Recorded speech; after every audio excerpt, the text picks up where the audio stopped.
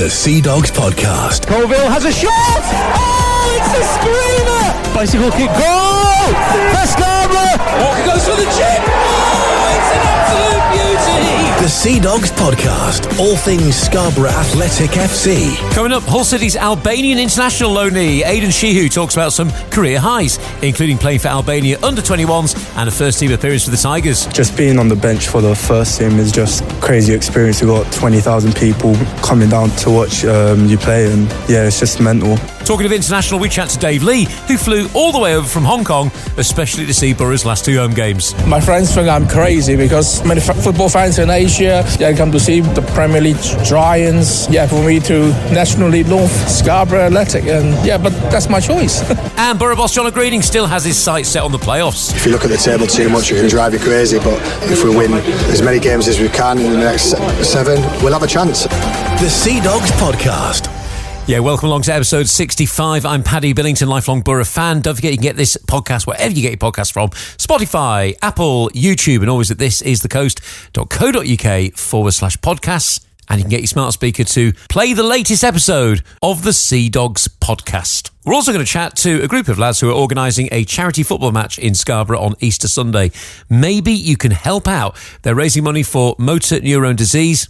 We'll speak to Paul Timon, who you may know from Scarborough Disability Football. We'll speak to Jamie Ray from Des Winks, big backers at Scarborough Athletic FC, and also Nick Hainsworth as well, whose partner recently lost her dad to motor neurone disease. A very well-known figure in the Scarborough area he was as well. So all that to come on episode 65 of the Seadogs Podcast. We'll also have a little look at the final 7 games and discuss what really is possible in this playoff push. The Seadogs Podcast. Jimmy Beadle here. That Seadogs Podcast, it's alright, you know. Yeah, you can't imagine how much we've had to pay Jimmy Beadle to record that review about the Seadogs Podcast. Safe to say, I will not be taking any holidays this summer. Right, let's start with my chat with Aidan Shehu, the Hull City loanee, who's had quite a career already, despite his young age. Getting on the lineup for the first team at Hull City, with 20,000 fans watching, and also being called up for the Albanian under-21 team. He's now on loan at Scarborough and got his first taste of National League North football in the draw at home to Telford United.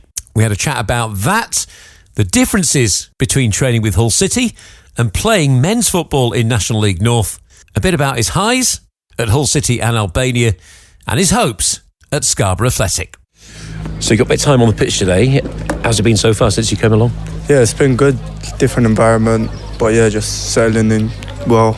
All the boys are good, so yeah.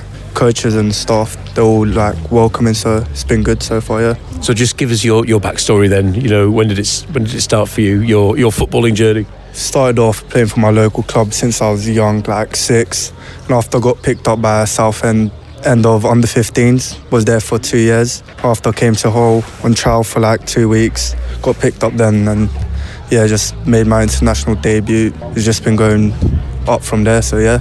And now out here getting some men's experience, and yeah, it's just good so far, yeah.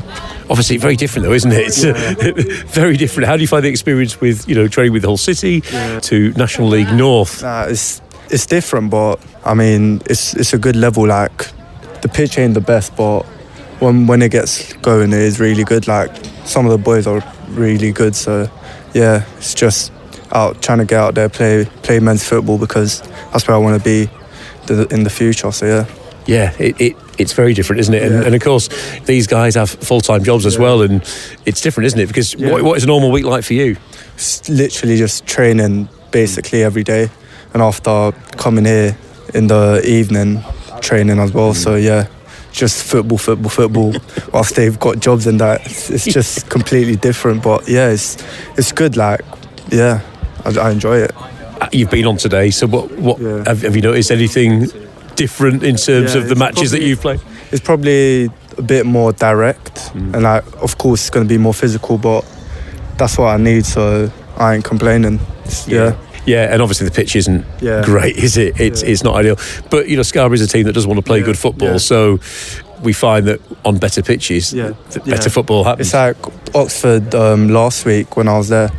Like, it was on Astro, it was on a decent pitch, and I mean, the boys literally like played them about. So yeah, when it is on good pitches, I can see that we do like to play, and that is what I do prefer in my play style. So yeah, when we get playing on good pitches, I can probably show myself a bit more. So yeah, it's decent.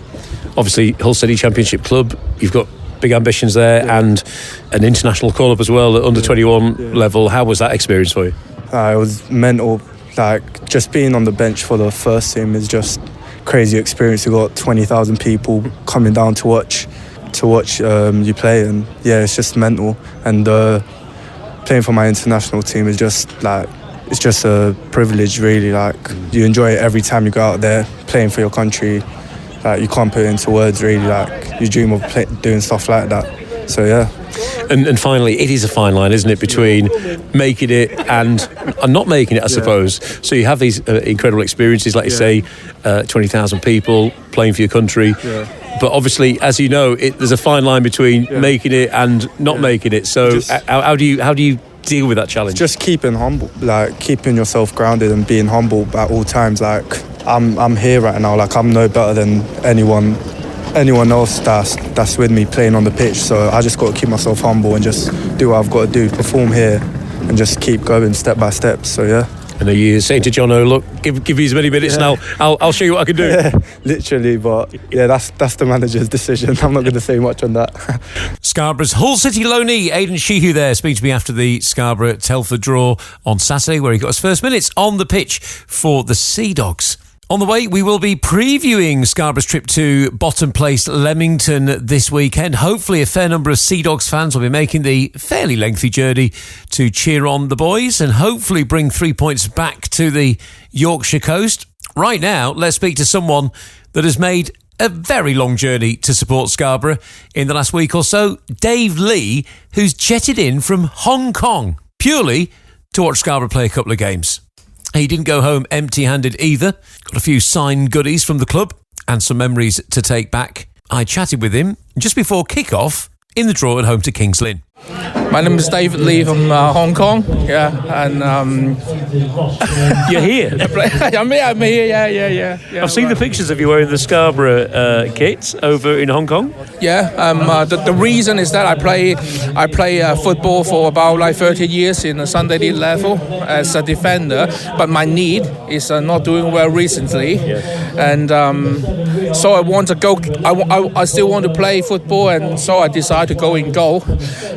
I need a goalkeeper shirt. I searched on the internet, and Scarborough Athletic had the last season the green goalkeeper shirt is on sale, and then I get the green shirt and then the away shorts.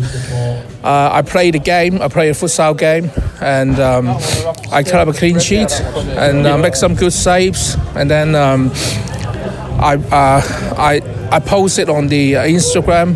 And tagged Scarborough Athletic, and then they retagged me, and they say I represent the Seadogs in Hong Kong. So that's what started. But that's one thing. But to actually come over and watch a game, wow. The fans, my friends think I'm crazy because you know many people many football fans in Asia, they come to watch the Premier League giants or any big teams. But for me to National League North, Scarborough Athletic, and but that's my choice. Well, if we win tonight, we're going to have you back every game. You know that. Long old flight, isn't it? How long are you here for then? I will be in this game, and then also the AFC Telford. So back on Saturday, Yeah, right. Great. Well, enjoy the match. Thank you. Nice to meet you. Thank you. Yeah. Dave Lee there, and pleased to say that when he is back home in Hong Kong, he does listen to our commentary on This Is the Coast Extra. And of course, this weekend, we'll be bringing you full match commentary of Leamington against Scarborough Athletic with the fabulous John Collins doing the commentary for us from just before kick-off on This Is the Coast Extra at thisisthecoast.co.uk/extra. Ask your smart speaker to play This Is the Coast Extra, or on the This Is the Coast app, switch station to Extra Scarborough.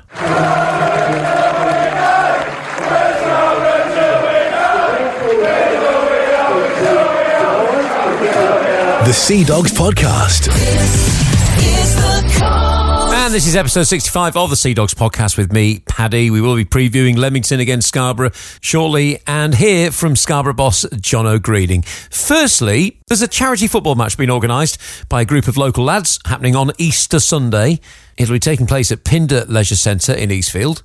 I took part in the 12-hour overnight game last year, about a year and a half ago. That was fantastic. £7,777 was raised for the Boro MND Centre in Leeds. Of course, number 7 was his shirt number. That was quite a coincidence. I've been chatting with Paul Timon and Jamie Ray, the organisers, but also Nick Hainsworth, whose partner's dad sadly lost his battle with motor neuron disease recently. Paul, I'll start with you. You're organising another charity football match. Just tell us about the last one you did for this cause. Yeah, it's actually about a year and a half ago. Myself and Jamie, we organised a 12-hour marathon through the night to raise money for MND. And we raised, obviously with the significance of Boro at the time, and still now, but the money we raised was £7,777, and it was just a coincidence, so it was amazing with his number being 7. So, and we've obviously decided to do something else now. So. Yeah, and he actually passed away, didn't he? Just after the match had finished, is that right? Or it was announced, wasn't it? The day after, yeah. The day after he passed away. Yeah, so yeah, it was very poignant, but yeah, it meant a lot to a lot of people, so.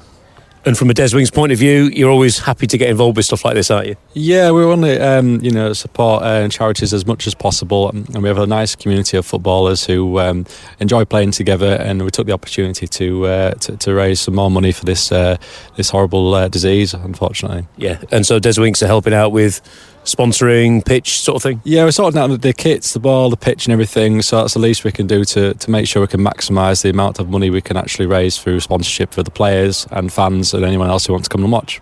So, I mean, we all know people that have had this terrible disease, whether it's my uncle when he was in his 40s, we were doing it in memory of, or with someone in mind, weren't we, last time? Yeah. My wife's cousin's husband died of it in early 50s. It's just a tragic thing, it really is. But yeah, anything we can do to help raise money for the families that are suffering, but also for the cure. That's what we want. And a lot of people in the town recently were aware of Paul. Yeah. Paul Hunter, he passed away at Boxing Day in the early hours. And this is where you come in, because a family connection for you. Yes, it's my partner's dad.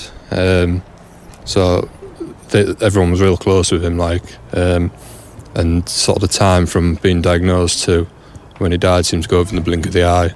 So I think, certainly from my experience, everyone knows it's a horrible disease, but seeing it sort of, not first hand for me, but for them, for the family, it shatters them. So anything that us guys can do to get a bit of money together to try and help people out, then it needs a cure, doesn't it? It really does, because once you get that news, there is only one direction, and that's the worst thing, isn't it? And your mind stays there, but everything else you're losing. So, a lot of people were very devastated. But I mean, just talk us through just how devastating it was for your partner and the family. Oh, it was horrific. I mean, everyone knew it was coming, but then sort of as soon as sort of the end of November, beginning of December hit, everyone's life certainly was directly involved with caring for him was just on hold. My partner and her sister, I think they stopped going to work. Well, I know my partner didn't go to work because they were there every day, trying to help out his wife, and her life's been on hold for God knows how long now with it, and even still afterwards. So it's horrific. You'd never understand what you're going to experience until you see it, really, I don't think. So raising awareness is the best thing you can do. Yep, and £7,777, Paul. I mean, that's no small thing, is it? And it was great to hear that the Boro MND Centre was opened, and that will make a difference, and more money that comes in will carry on making a difference. Yeah, definitely, yeah, and they've contacted me again about this. They seem to pick up on these things through the Just Giving site, really, but anything, even the small amounts. I mean, you got Kevin Sinfield raising millions, but it all adds up if we all, raise 1,000 or two, and we hopefully one game of football and a bit of a raffle that we're planning, we hopefully raise £1,000, I reckon, with a bit of help. Yeah. Well, that was your target last time, wasn't it? Yep. And it soon went up to 2,000 during the night, and then next morning just absolutely blew up. Amazing. You're after raffle prizes? Yeah, I mean, a lot of that money was down to you and your radio station promoting it for us, and really generous Scarborough public, which we're hoping a few people might just think about the situation again. The M&D community do need it, constantly need the money. And if you want to go on the Just Giving site and then just search for my name, Paul Tymon, Tymon, you'll find the latest one. But we're going to start raising money on there. There's about 100 quid at the moment, but we want to move that up quickly. Yeah, but you do want any donations for that raffle? Yeah, so any donations on the Just Giving site, or you can look on me on Facebook, just look me up on Facebook, Paul Tymon, or contact me if you want a raffle ticket. But we'd love 2 or 3 decent prizes so that it'll attract some people. People will, if they've got 2 or 3 prizes that are really good, we'll really get some money in. So anybody out there has got a couple of good prizes, would be really appreciate it. All right. Tell us about the game, when it is and where and all that. Yeah, so it's Sunday the 5th of April. It's at 2 o'clock and it's at Pinder Leisure Centre in the outside football pitch, so there's plenty of space for spectators. And afterwards, as Paul said, we're going to have a raffle. That's at a local pub, the Byways. So please feel free to come along, purchase some tickets and help raise this, lots of money for this really worthy cause.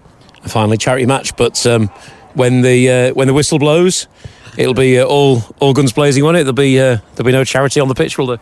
There never is now. No. Every man for himself then. Exactly. All right. So you sorted out for players, and that'll itself raise a bit of money, won't it? Yeah. Yeah. Every player, because they've done a lot of these charity events. They're all good lads. We all pay to play.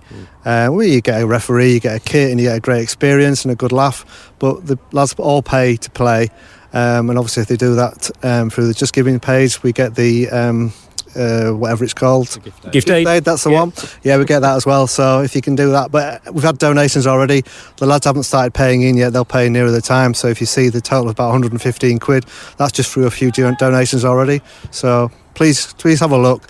Please get in touch with me if you can get a raffle ticket or a raffle prize. It'd be great. Enjoy the game tonight, lads. Sorry I can't join you. Thanks very much. Cheers. And that was Paul Tymon, Jamie Ray and Nick Hainsworth. The Seadogs Podcast. Jimmy Beadle here. That Seadogs Podcast. It's all right, you know. Yeah, got to get me money's worth out of Jimmy Beadle's review of the Seadogs Podcast. Right, let's hear from Jono Green now, Scarborough's manager. Spoke to him just after the 1-1 draw at home to Telford on Saturday. He was hoping for the win, but the unbeaten run continues. Jono, a good game featuring 2 good teams playing good football at times. Yeah, I thought it was quite an entertaining game. To say it was only 1-1, I think it's difficult on that pitch the way it is. I think there was a game Thursday night, so it was a little bit cut up. But we told the boys before the game that what a big game it was, like every single game is at the moment. We know Telford are a very good team after losing down there. We didn't perform that good on the day, but they were excellent on the day, so we knew we had to be at our best. And obviously the pitch makes it tricky, but I thought we played some good stuff. Potentially could have had a penalty first half. The players think it was, but we played some good stuff. And we said to the players before the game, they're very good at counter-attacking. I thought we did that really well until they scored the goal, really. So we had the ball in their box, they broke really quick, and 5 seconds later it was in the back of our net, so that was disappointing. But we just said to them at half time, we said, listen, if you take that out of the equation, they've had a couple of chances, we've had a couple of chances, but we were fine, and we played some good stuff, and just to carry on going the way we were, a little bit more energy going forward, more crosses, more shots, more dribbles, and I think we got that, and we probably got the deserved equaliser. Never ideal when you have to make a forced change. Whilst he went down a few times, didn't he? It looked like he wasn't going to carry on, so you needed to force a change in the first half. Yeah, well, listen, obviously Perv's been suspended. Wilesy came back in the last game. Probably our only really natural, holding midfield player, similar to Perv's in that respect, even though he can play a little bit higher as well, but he can be really disciplined and play that holding centre mid position. So to lose him was gutting. It's probably my fault. We're short of players. Louis and Hully aren't right to actually come on and play. They've only done half a session on Thursday, and I spoke to him yesterday. I said, how do you feel? Because it was his first game in 5 months the other night, and he said he felt fine. And I said, he said leave it up to me, and I ummed and ahed, but we didn't really have anyone else to play that position, and the gamble didn't pay off. Unfortunately, he's done his hamstring. So it's my fault. I've just apologised to him in there. He's absolutely gutted, but I'm more gutted because I risked him really. But if Purves was back for today, he probably would have been rested. So, but when you're short of players, you've got to try and find solutions to the problem. And it's gut wrenching really. But listen, we had to make an early change. We had to make another 2 changes in the second half. We were on the front foot.